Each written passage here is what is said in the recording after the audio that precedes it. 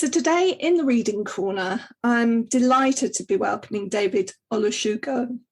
Today we're going to be celebrating the publication of the illustrated version of Black British History, which is illustrated by Jake Alexander and Melleny Taylor. So first of all, a great big welcome, David. Thank you very much. Good to be here. So Black and British the adult book was originally published in 2017. And then we had a short essential history published last year.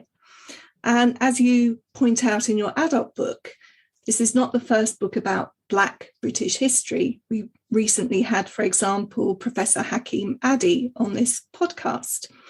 And you also mention in your book an epiphanal and formative experience of reading Peter Fryer. So I'd love to know from you what you were looking to contribute to this growing body of research and writing. I mean, it seems to me that everything that I do as a television presenter, producer, and as a writer is fundamentally about writing the empire back into British history. And that really is the essence of what Black and British is. It's to try to reframe, as it says in the book, to reframe Black British history to be an imperial history. Because I think what happened in Britain is that we took an American template of African-American history and we applied it to Britain. And I think it is possible, for the most part, though not entirely, to tell the history of the African-American experience through the story of events and histories and people and phenomena that take place within the continental United States. I don't think that's possible when dealing with Black British people, because British history is fundamentally, for 500 years, imperial and global. So it has to be told in Africa, it has to be told in the New World, in North America, and in the Caribbean. So the book aims to reframe Black British history about not only what happens in Britain, but what happens in the parts of the world in which Britain and British power clash and collide with the experiences and the lives of people of African heritage. But the book had one other sort of big aim, which is to try to escape the prison of biography. Now, that is not to say that biography is unwelcome and that there aren't biographies in the book. There are long passages that center the story around individuals. But very often, Black British history is only biographical. Mm-hmm. It is limited and imprisoned by a biography. And what it misses are phenomena.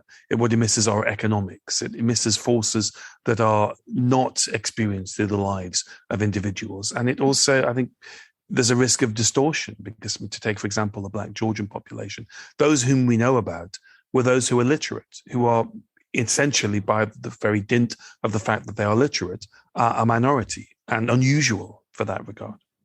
There's so many supplementary questions that I have, but I'll just pick up one of them to begin. And that is that one of the central themes of your writing, as you've said, is that we see British history in the context of global history. The more you read and learn about the past, the more impossible it is to disentangle the stories of one nation or race from another.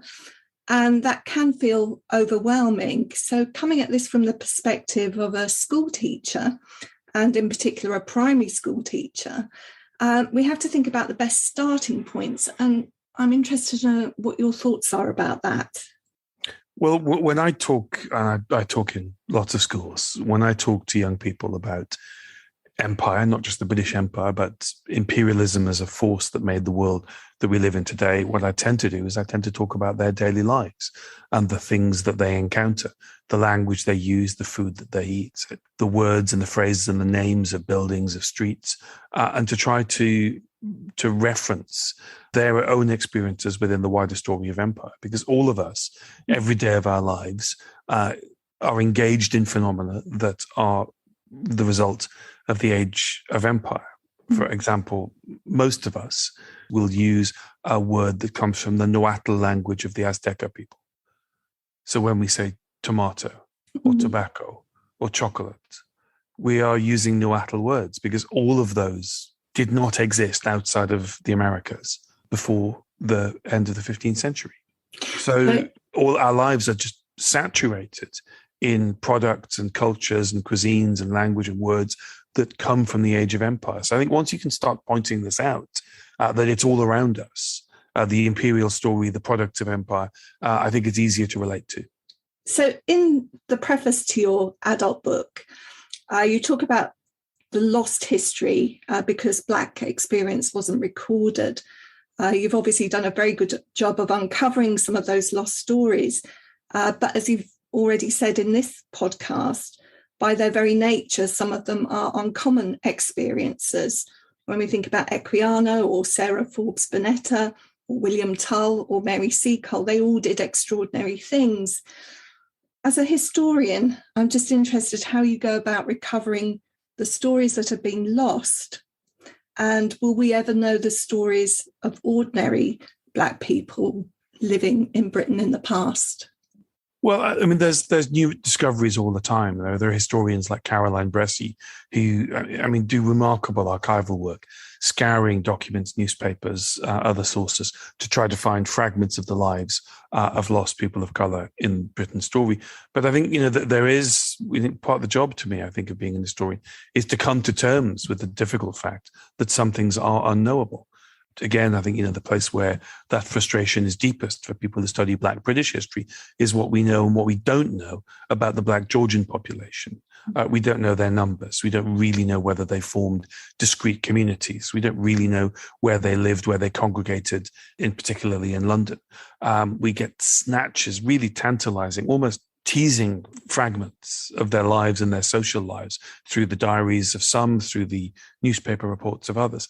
And this just is, I'm afraid, an unpleasant fact of life, is that some things are historically unknowable and we may never get a better grasp. But, the number of vistas in history that we thought were closed and the horizon had been viewed and we never would go further, and then new discoveries or new interpretations emerge and suddenly we know a lot more. So it's sort of, I think you have to be both hopeful and also realistic that there are some things that are unknowable. But I think, again, that big reframing issue is part of my thinking. We need to escape, as I said, biography. We also need to do something which I think very often is missed out of Black British history. And that is because events like Black History Month, that I'm enormously supportive and a champion of, they necessarily skew things towards somewhat celebratory histories. Very often Black history circulates around a key word, and that word is contribution. And that's really important. It's entirely legitimate. It's vital. It's particularly important for young people. But the story of Britain's relationship with people of African heritage is also the story of race and racism and the ideas that were gathered together and patched together to form the racial thinking that's still alive and well, sadly, in the world that we live today. I think it also needs to be the history of the authors and architects of racial thinking. And in that way, the book you mentioned earlier, Peter Fryer's Staying Power, really is the book that's, my work is an homage to, because he also, as well as recovering lost lives and lost biographies, he also spent a great deal of that book talking about how these ideas of race, inferiority, superiority, how they were created, how they were propagandized, how they were propagated throughout our society across the empire. And that form of Black history is a lot less pleasant than encountering people like Equiano and Mary Prince and Mary Seacole. But I think it's really vital. That idea of escaping biography already from talking to you is one that I'm going to take forward in my own thinking. And I think what I connect to in what you've just said is that you see residual attitudes today that were really formed in the past. So the whole idea around science and racism, I see a connection between that and the sort of ugly racist football chants. The perception that young Black men are troublemakers, you see that in the story that you talk about, Charles Wotton, the sailor who was killed in the riots in Liverpool.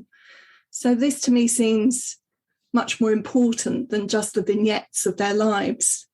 That's entirely what I believe, is that we need to confront that much less pleasant task of examining the impact of racial thinking upon lives and communities and upon the thinking of white British people, as well as recovering lost biographies and lost communities. And I mean, here's the irony. I mean, people like me we find ourselves arguing that Britain as a nation needs to be more honest about its history and needs to confront the aspects of British history that are not celebratory, the inglorious chapters, the figures from the past who are not heroic, or for that matter, the non-heroic chapters of the lives of people who are regarded as heroes. I don't think that we can make that appeal for a more holistic and more challenging approach to history while at the same time not having that same sort of forensic and all-encompassing approach to Black British history. It can't be a form only of reassurance, of contributions, of things that make us feel good. That is important, that is vital, that is legitimate. But I think Black history also needs to be confrontations with very, very difficult histories. Can I get to the thorny issue of what we do about the remnants of this less than glorious past? The statues, the building names, the companies whose wealth was built on the slave trade. As a historian, what are the best things that we can do about that? Well, I think the first challenge that we face is seeing through the false flag arguments that are being propagated and spread throughout our society now. And I think one of the most obvious of those is that statues are history, or that statues are a sort of somehow an honest representation of a history.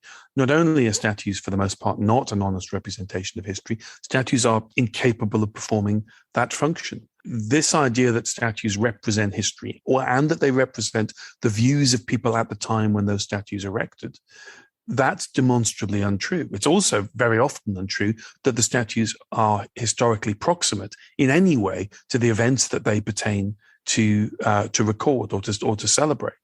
I'm talking to you today from Bristol, where I live. I mean, the classic example is the story of Edward Colston. Colston dies in 1721, 300 years ago. His statue that was toppled in 2020 in the centre of Bristol, that was erected in 1895. That statue says very little about the life of Edward Colston. It was erected because the merchant elite of Bristol were losing their position in the city, because the city was becoming an industrial centre rather than a trading centre, a mercantile centre. And they took this one figure from their past, this philanthropist who'd also been an extraordinarily significant slave trader, and they tried to make him into a civic saint, creating this calendar of veneration to him and putting this statue up. Now, that statue said nothing about late Victorian Bristol, the merchant elite that erected that statue and the motivations they had for doing so. It also told untruths. That statue claimed on its pedestal, the pedestal is still there, that it was erected on public subscription. That's not true. The public subscription failed because working class people in the Bristol of the 1890s had better things to spend their money on than venerating a slave trader. The statue was paid for, as statues very often are, by small numbers of wealthy men, in this case a man called John Arrowsmith, who was a member of that merchant elite. But most of all, that statue does not tell history because it is silent about the victims.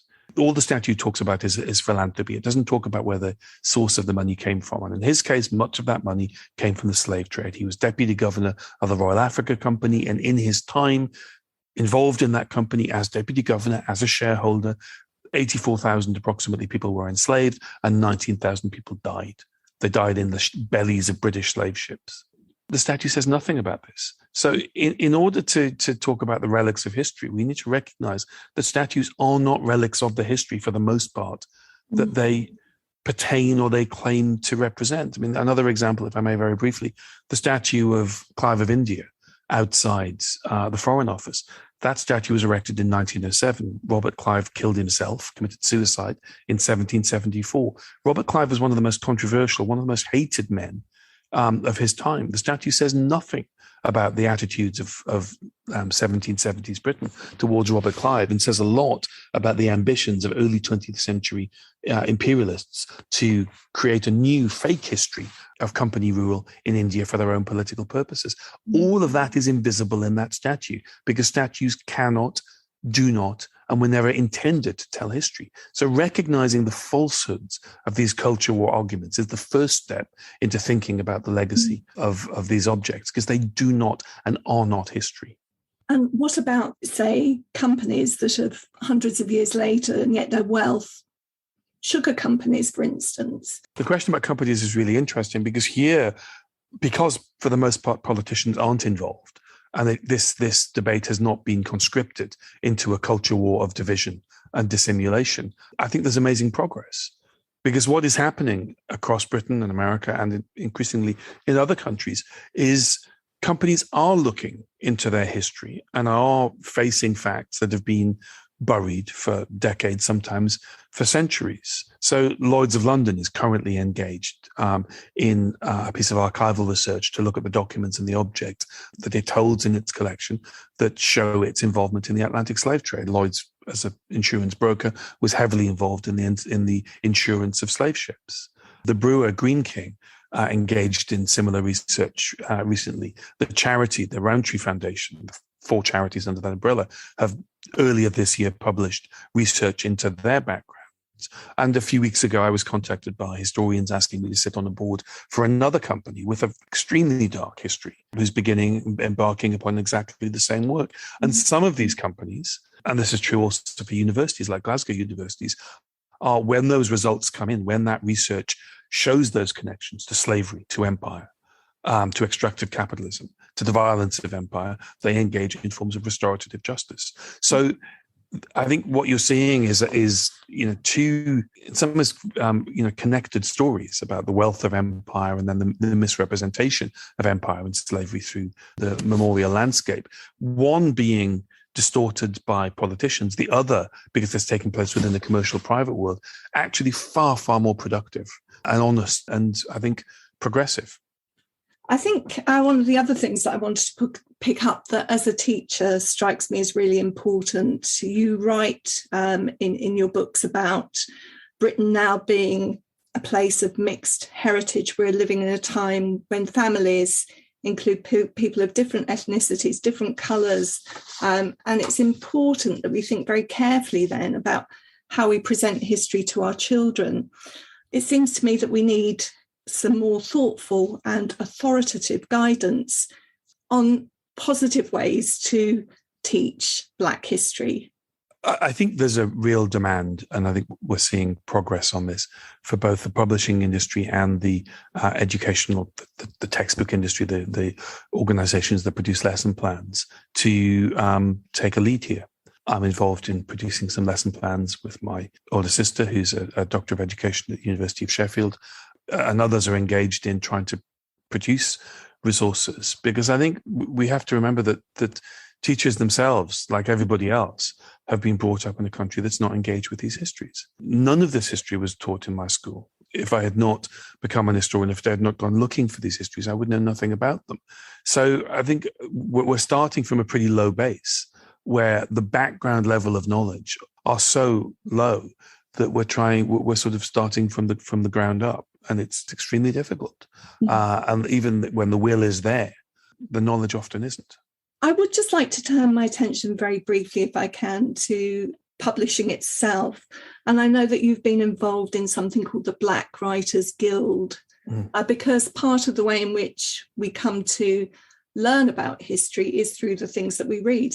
But we have to be sure that the publishing is doing the job that it should as well. Can you tell us a little bit about that work? Well, I'm just a member. There's the people who are leading the Black Writers Guild are doing a fantastic job, and I'm merely one member, and it's effectively a union of Black writers. And the leadership are holding the publishing industry to account, demanding that the industry look at itself, look at its failings, both in terms of what books get published, which writers have their careers supported and which do not, but also in representation within the publishing industry itself. I've sat in on, I think, just one meeting with a publisher, and it was, these things are raw, because I do think the publishing industry, more than any time I've been, since I've been involved in it, is aware and is acknowledging its historic failings. I think one of the things people in publishing and television and museums and galleries find difficult to come to terms with is the fact that I think the liberal arts is doing particularly bad when it comes to diversity. And people are often very shocked when I say this, but I'm let me give the reasons for it. I'm in a sort of very privileged position in a way, is that I get to talk to many, many companies every year I give talks, I go into companies, I advise companies on their diversity and inclusion strategies. I work with employee research groups to facilitate discussions about these issues. And I work across a huge range of sectors. And it is very difficult to not come away from that without realizing that sectors in much more commercial, much more financially driven parts of the economy are doing far better than the liberal arts. And I think what happened is that sectors like television and like publishing, full of very nice middle-class liberal people who are opposed to ideas of racism and discrimination of any form, I think there was a presumption, a cultural presumption within those industries that there would just be nice outcomes. And that didn't happen. So in some ways, the liberal parts of the economy gave themselves a free pass. These changes don't come about without proactivity. You have to make these changes. These are big cultural interventions. And when you spend time around publishing or in museums or in television, or for that matter, in universities, you don't see that. You don't see the dynamism of change that you see in, for example, the City of London. And I think we need to recognize not only do we have a great job of work to do in those liberal sectors, but that we've failed, that the initiatives of the past 10, 20, 30 years have achieved almost nothing, and that we've normalized the abnormal. We've normalized the idea that minority communities are only marginally involved, working within and being represented by those industries. That's so interesting. I have just one final question for you, and it's around the concept of guilt, and that whether feeling guilty about the past and looking inward is perhaps something that stops us moving forward. Well, I don't think guilt, or for that matter, pride, really are appropriate emotions with which to engage with the past. But I think if you invest in the idea that you should feel proud in actions that took place before your birth in which you had no part, then I think you lay yourself open to the charge that you should also have to face the shame of inglorious chapters of the past that similarly took place before your birth by people from your country. I don't think either of those emotions are sensible, rational, appropriate emotions to go into the past. I don't feel pride as somebody who's British when I think about the successes, for example, of the British Army on the Western Front. I don't feel pride as a Nigerian when I look at the Benin Bronzes. I feel sort of, astonishment and fascination with both things. And I think both phenomena need to be better understood. And I feel huge investment in them. But I don't think these are appropriate emotions. And I think this idea that people are being made to feel ashamed, which is a phrase I hear all the time, I find that quite a sort of a bizarre way of engaging with history. History is not there to allow us to revel in certain emotions. And if you look at history as the place you go to feel pride or other positive emotions, then I think you've kind of crossed this emotional Rubicon. I don't understand, and I'm evidently in the minority in this, why people look to history to garner these emotions. But I don't think it's helpful. I feel enormous emotionality with regards to the past. I wouldn't be able to be an historian if it were not, but I tend to feel empathy. I tend to feel emotions of shock and revulsion or of wonder, but not pride and shame. Yeah. So I think we're always going to have problems being honest about our past if we go into it expecting to feel pride and being upset when we feel shame. I think both emotions are best left at the door before entering the sort of library of history, as it were. What a great place to end on, David. It's been illuminating to talk to you. And thank you so much for taking time out of what I know is a very busy schedule to come and talk to us in the Reading Corner. Thank you very much. Lovely to talk to you. In the Reading Corner is presented by Nikki Gamble and produced by Alison Hughes. If you have enjoyed this podcast, please do leave a review for us. To find out about other projects, including an audience with events and the Exploring Children's Literature Summer School, visit www.exploringchildrensliterature.uk. Join us again soon in the Reading Corner on your favourite podcast platform.